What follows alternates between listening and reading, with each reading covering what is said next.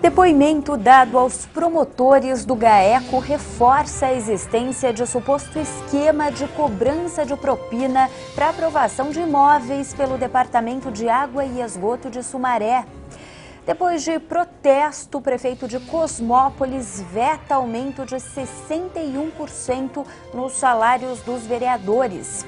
No futebol, com o retorno de Osiel e Neto, o Guarani tenta voltar a vencer no Campeonato Brasileiro da Série B. Agora, no Band Cidade.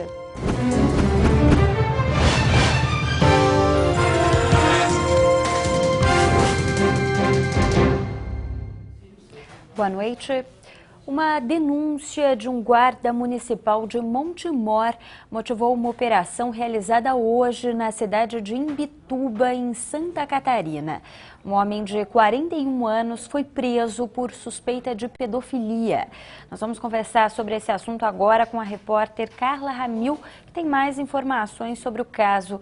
Carla, boa noite. Como o GM aqui da região teve contato com um homem preso no sul do país? Boa noite, Cíntia. Boa noite a todos que acompanham o Band Cidade. Olha, o guarda municipal aqui de Montemor teve contato com o pedófilo por meio de uma sala de bate-papo na internet. Foi por meio desse assunto, dessa conversa, que ele percebeu um comportamento estranho do homem, né, Adelício? Conta pra mim como é que foi. Foi exatamente. A sala de bate-papo tinha em torno de 8 pessoas conversando e eu desconfiei da maneira que ele estava falando a respeito de crianças, né, pessoas de pouca idade. Aí eu simulei também algo parecido e com isso ele pediu para falar comigo em particular. Foi aí que eu identifiquei o crime. Inclusive, nesse momento, você conseguiu perceber que já havia uma conversa sobre pedofilia, que inclusive ele poderia te dar dicas de como se tornar um pedófilo, né? Com certeza. Como ele imaginava que estava falando com o igual, ele começou a me dar dicas e também a me ensinar como me proteger para que eu não fosse pego jamais. De que forma que ele chegava, abordava as vítimas dele? Através de ajuda. Ele procurava vítimas com a situação financeira um pouco ruim e ele oferecia ajuda, ganhava confiança e através disso ele chegava nas crianças. Esse trabalho, foram 3 meses de investigação, 3 meses de conversas com o pedófilo. Isso te deixou indignado, saber dessa rede que acontece em todo o Brasil? Sim, foi os piores 3 meses meu nesses 18 anos de Guarda Civil Municipal de Montemor. É um caso que você acompanhar pela televisão ou ler em jornais e revista é uma situação, mas ouvir na prática, muitas vezes praticamente acontecendo há poucos minutos, é terrível. O que te motivou a fazer a denúncia para o Ministério Público? O que me motivou, eu sou pai de um casal de filho, fiquei indignado, fiquei inclusive no primeiro momento com vontade até de tomar outras atitudes, mas a experiência e o tino policial falou mais alto e foi por isso que eu tomei essa atitude. Cíntia? Carla, esse grupo de pedofilia, como você disse, agia no Brasil todo e inclusive aqui na nossa região, não é? Já se sabe em quais cidades? Já sim, Cíntia. O Ministério Público investiga a participação dessa rede de pedofilia em cidades como Jundiaí e Limeira. Mas no Brasil todo isso acontecia, né, Adelício? Várias cidades do Brasil, eles tinham um grupo que divulgava fotos e vídeos não só pela internet, como também por aparelhos celulares, né? Exato. Ele chegou a mandar algumas imagens de crianças, de vítima dele. Relatou para mim um grupo dele na cidade de Jundiaí, outro em Limeira. Inclusive ele trocava, segundo ele, com a presidiária de Limeira, ele trocava fotos da filha dessa presidiária a troco de crédito celular.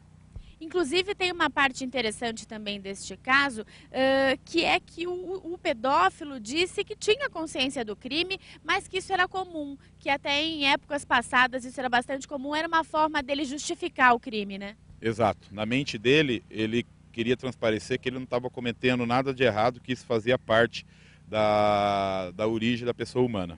E tentava convencer, no caso eu, que ele imaginava que eu era o igual, que eu não deveria parar com isso aí.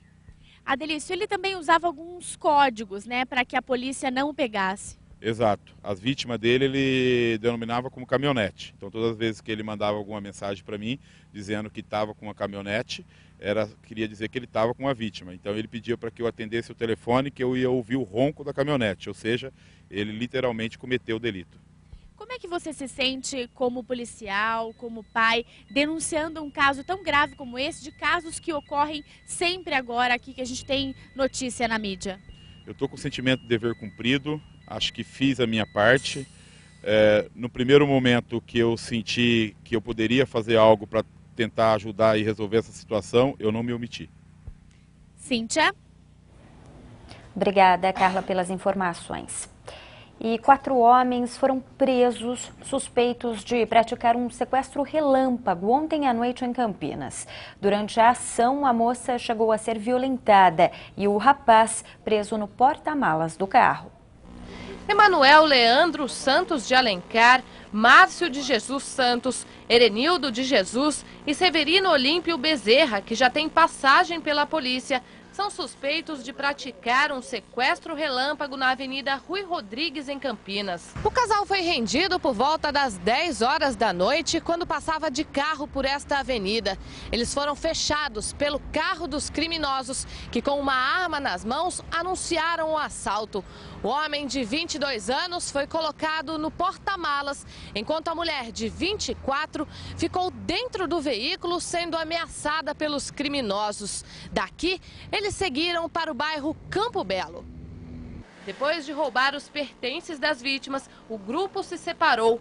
Foi então que um dos criminosos estuprou a jovem dentro do carro, enquanto o namorado dela ainda estava preso no porta-malas. Ao serem libertados, os dois caminharam quase 1 hora em busca de ajuda e chamaram a polícia. Após a comunicação do grupão, várias viaturas foram para o local onde localizou a vítima, sendo ela conduzida por outras viaturas até a Unicamp, onde foi medicada e posteriormente liberada. Enquanto a minha equipe e outras equipes permaneceram pelo Campo Belo, e nós logramos êxito em localizar o Astra, estacionado de frente a uma residência. Batemos a porta lá, os moradores saíram, nós conversando com eles.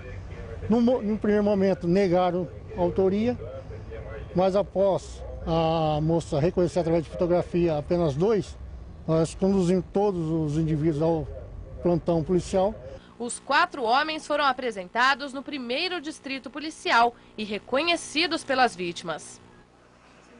E bandidos que tentavam explodir caixas eletrônicos nesta madrugada acabaram destruindo um banco que fica no bairro Nova Campinas. Segundo testemunhas, pelo menos 2 bandidos encapuzados chegaram por volta das 3 horas da manhã e colocaram artefatos nesta agência bancária que fica no bairro Nova Campinas. A força dos explosivos foi tão grande que o banco ficou completamente destruído. Divisórias de madeira se partiram. O vidro da fachada quebrou e pedaços de metal ficaram espalhados pelo chão.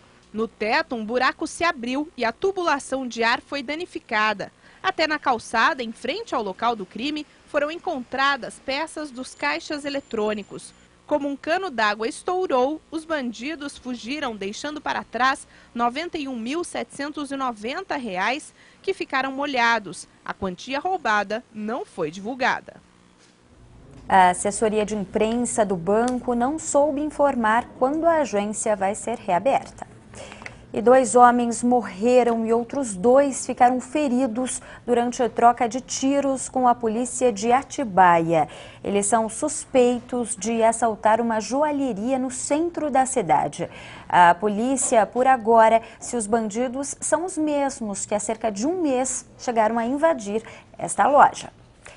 E veja ainda hoje, funcionários que fazem a segurança no transporte de valores suspendem a greve temporariamente e voltam ao trabalho.